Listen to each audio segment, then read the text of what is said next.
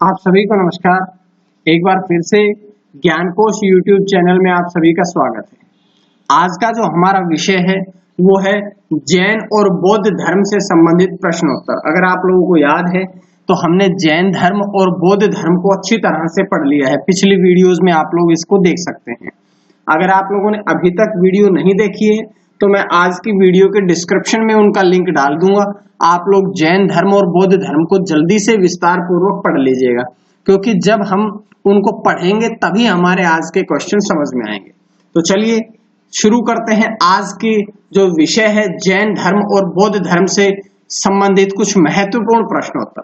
सबसे पहला प्रश्न, जैन धर्म के पहले तीर्थकर कौन थे? तो जैन धर्म के पहले जो तीर्थकर थे वो ऋषभदेव थे। ऋषभदेव को जैन धर्म का पहला तीर्थकर कहा गया है। जैन परंपरा के अनुसार इस धर्म में 24 तीर्थकर हुए हैं, जिनमें से सबसे पहले जो तीर्थकर थे वो ऋषभदेव थे। अगर हम इससे संबंधित कुछ और विषय पर चर्चा करें या इससे संबंधित कुछ और तीर्थकर के बारे में चर्चा करें तो जो सबसे महत्वपूर्ण आते हैं वो सबसे पहले तो ऋषभदेव आते हैं। उसके बाद 23वें तीर्थकर थे वे पार्श्वनाथ आते हैं और 24वें तीर्थकर जो थे वो महावीर स्वामी थे। परंतु 23वें तीर्थकर पार्श्वनाथ को छोड़कर जितने भी तीर्थकर हुए उनकी ऐतिहासिकता को संदिग्ध रखा गया है। तो ये क्वेश्चन था पहला। इससे संबंधित जानकारी मिली है कि पहला जो तीर्थकर था वो जैन धर्म के ऋषभदेव थे। तो उसके बाद हम बढ़ते हैं अगले क्वेश्चन की तरफ। महावीर स्वामी की माता कौन थी? तो महावीर स्वामी की माता जो थी वो थी त्रिशला। त्रिशला महावीर स्वामी की माता थी। महावीर स्वामी का जन्म 540 ईस्वी पूर्व में कुंडल ग्राम, जो कि वैशाली के नाम से भी प्रसिद्ध है, तो उनका जन्म 540 ईस्वी पूर्व में कुंडल ग्राम वैशाली में हुआ था। उनके पिता सिद्धार्थ थे जो कि जात्रक कुल के थे और माता त्रिशला थी जो कि लिच्छवी राजा की चेटक की बहन थी। तो ये त्रिशला जो उनकी माता थी वो चेटक की बहन थी जो कि लिच्छवी राजा था। उसके बारे में हमने ये जानकारियां पढ़ी है। उसके बाद पढ़ते हैं तीसरे क्वेश्चन की तरफ।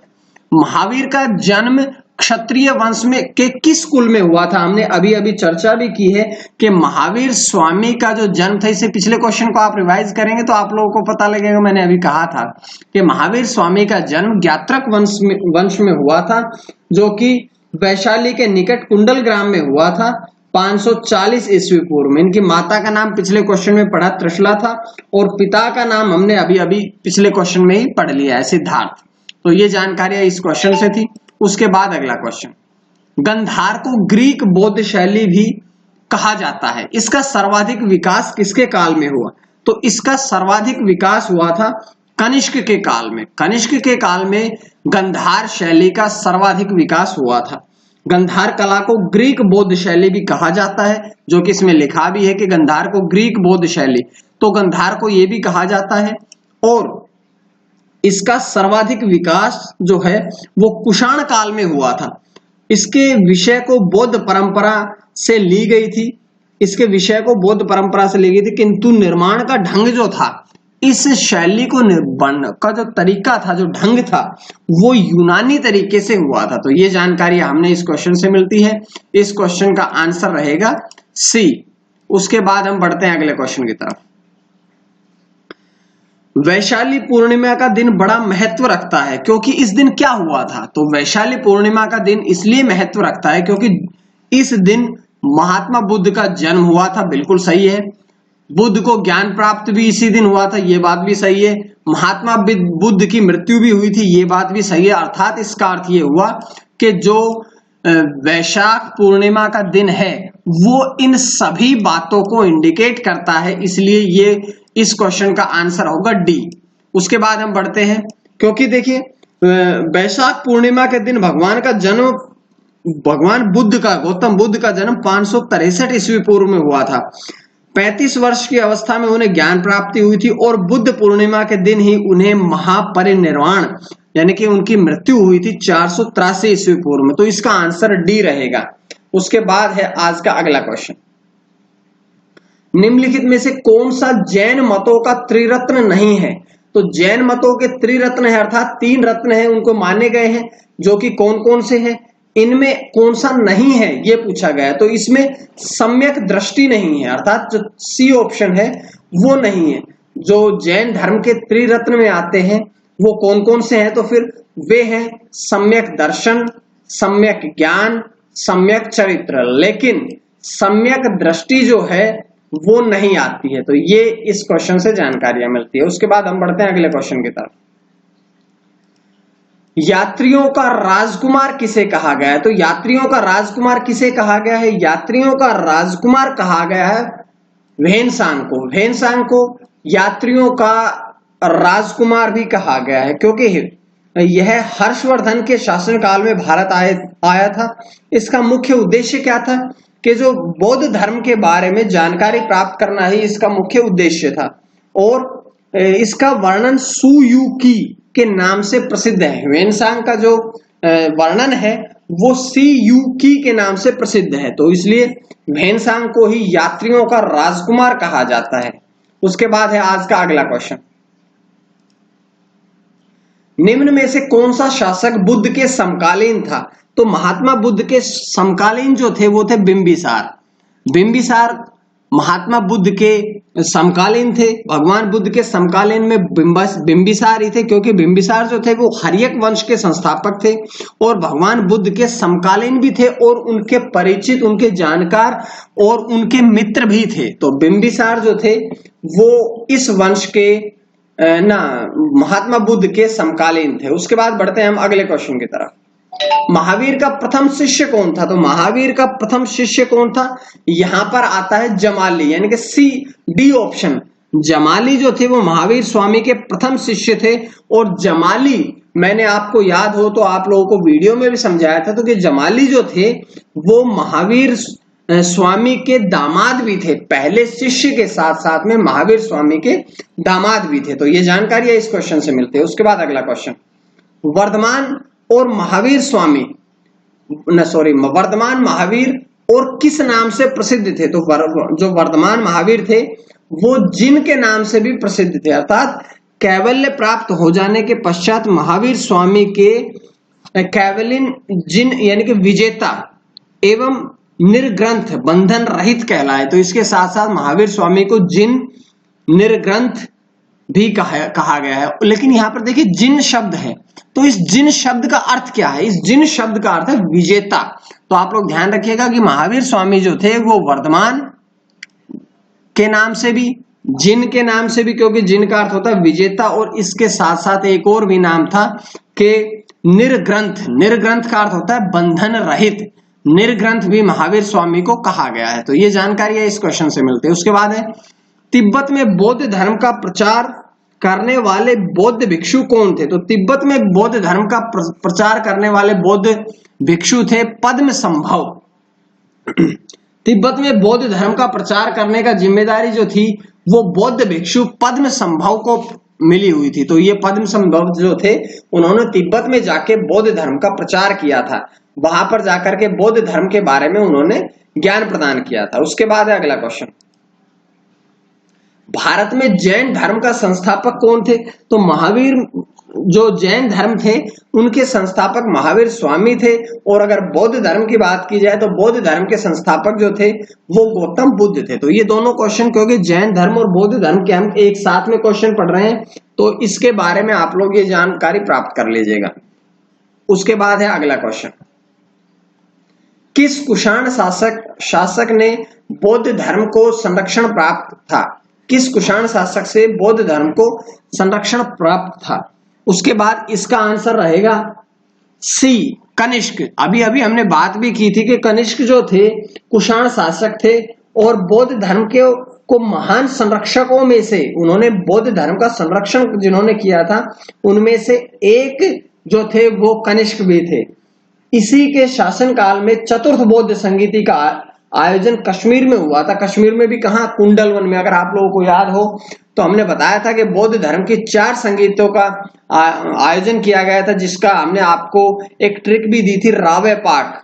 तो रावे पाक अंतिम जो क है वहां से कुंडलवन अर्थात कश्मीर से होता है। तो ये क्वेश्चन से जानकारी मिलती है। उसके बाद अगला क्वेश्चन, जैनियों द्वारा अपने पवित्र ग्रंथों के लिए सामूहिक रूप से किस शब्द का प्रयोग किया जाता है? तो उन्होंने उनके पवित्र ग्रंथों के लिए किसका प्रयोग किया जाता है? उनके पवित्र ग्रंथों के लिए अंग शब्द का प्रयोग किया जाता है। जैनियों द्वारा अपने पवित्र ग्रंथों के लिए सामूहिक रूप से अंग शब्द का प्रयोग किया जाता है। और अगर हम बात करें कि पवित्र ग्रंथ की संख्या क्या है या जो अंग है उनकी कुल संख्या कितनी है, तो इन अंगों की कुल संख्या 12 बताई गई है। तो ये जानकारी इस क्वेश्चन से थी, क्योंकि अंग तो उनके पवित्र ग्रंथ को कहा जाता था जिनकी संख्या 12 है। उसके बाद है 15वां क्वेश्चन, बौद्ध धर्म में सांड बुद्ध के जीवन की किस घटना से संबंधित है? तो ये उनके जन्म से संबंधित। अगर आप लोगों ने जैन बौद्ध धर्म के बारे में वीडियो देखी है तो हमने आप सभी को ये बताया था कि ये कौन कौन से जो उनके घटनाएं हैं, उनसे घटनाओं से संबंधित जो चिन्ह हैं उन सब के बारे में भी चर्चा कर चुके हैं। जैसे कि उनका जन्म किसके नाम से है? कमल एवं सांड जो है वो उनके जन्म का प्रतीक है। गृह त्याग का प्रतीक है घोड़ा। ज्ञान प्राप्ति का प्रतीक है पीपल या बोधि वृक्ष। निर्वाण का प्रतीक है पद चिन्ह, पैरों के चिन्ह। और मृत्यु का प्रमाण है स्तूप। तो ये सारे के सारे हमने उनसे संबंधित जो प्रतीक थे वो बता चुके हैं। उसके बाद है 16वां क्वेश्चन, निम्न में से कौन सा शासक बुद्ध के समकालीन नहीं था? तो महात्मा बुद्ध के समकालीन कौन सा शासक नहीं था? यहां पर आता है महापद्मनंद। महापद्मनंद जो थे वो बुद्ध के समकालीन नहीं थे। हर्यक वंश के शासक जो बिंबिसार थे, अजात शत्रु थे या उदयन भगवान बुद्ध के समकालीन थे। अजात शत्रु के शासनकाल में ही पहली बौद्ध संगीति का आयोजन किया गया था। महापद्मनंद जो थे वो नंद वंश से संबंध रखते थे और भगवान बुद्ध के समकालीन नहीं थे। ध्यान रखिएगा इस बात का कि महापद्मनंद जो थे वो नंद वंश के से संबंध रखते हैं। उसके बाद अगला क्वेश्चन, निम्नलिखित में से महावीर का परिनिर्वाण स्थल कौन सा था? तो महावीर स्वामी का परिनिर्वाण स्थल था कौन सा? पावा। यहां पर अर्थात ए ऑप्शन सही रहेगा। भगवान महावीर की मृत्यु 468 ईस्वी पूर्व में हुई थी और कहां पर हुई थी? पावा में हुई थी। तो ध्यान रखिएगा 468 ईस्वी पूर्व में 468 ईस्वी पूर्व में पावा में उनकी मृत्यु हुई थी। उसके बाद है 18वां क्वेश्चन, भारत का वह शासक जिसने अपने अंतिम दिनों में जैन धर्म को अपना लिया था। तो कौन से शासक ने अपने अंतिम दिनों में जैन धर्म को अपना लिया था? तो चंद्रगुप्त ने मौर्य सम्राट चंद्रगुप्त मौर्य ने अपने अंतिम समय में जैन धर्म को अपना लिया था। 3री सदी में सम्राट चंद्रगुप्त मौर्य ने श्रवणबेलगोला में संलेखना विधि अर्थात जैन विधि से ही प्राणों का त्याग किया था। तो यहाँ पर अगर पूछा जाए कि संलेखना विधि से ही जो चंद्रगुप्त मौर्य थे उन्होंने संलेखना विधि से अपने प्राण त्याग दिए थे। अर्थात कि संलेखना विधि में क्या होता है?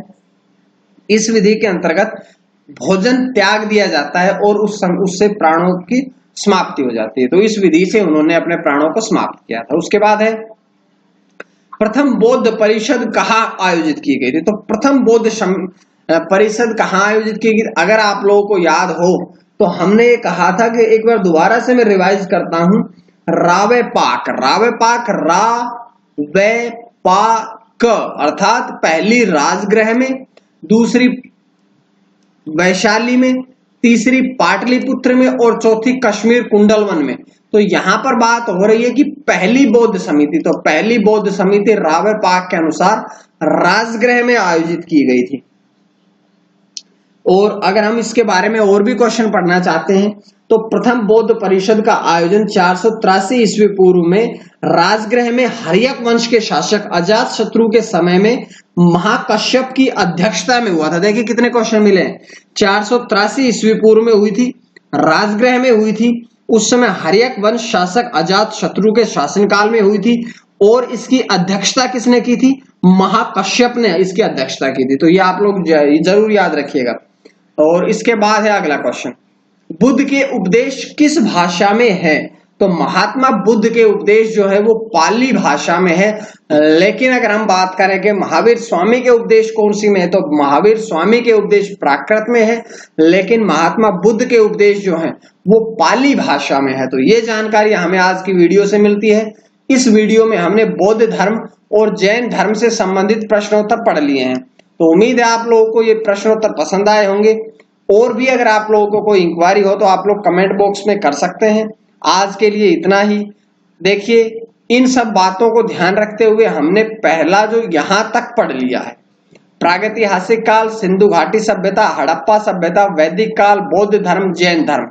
उसके बाद अगली वीडियो में मैं आप लोगों को इसी प्रकार से पढ़ाता रहूंगा। साथ साथ इसके क्वेश्चन आंसर भी कर लिए हैं। अगर आप लोगों ने कोई भी वीडियो नहीं देखी है तो आप लोगों को मैं आज की वीडियो के डिस्क्रिप्शन में वो डाल दूंगा, आप लोग जरूर वो पढ़ लीजिएगा। तो आज के लिए इतना ही। अगर आप लोगों को चैनल पसंद आए तो आप लोग चैनल को सब्सक्राइब करें, शेयर करें, ताकि आपको डेली वीडियो इसी प्रकार से करंट अफेयर के साथ साथ जीएस भी मिलती रहे। आज के लिए इतना ही। मां सरस्वती की कृपा आप सभी पर बनी रहे। आप सभी का बहुत बहुत धन्यवाद।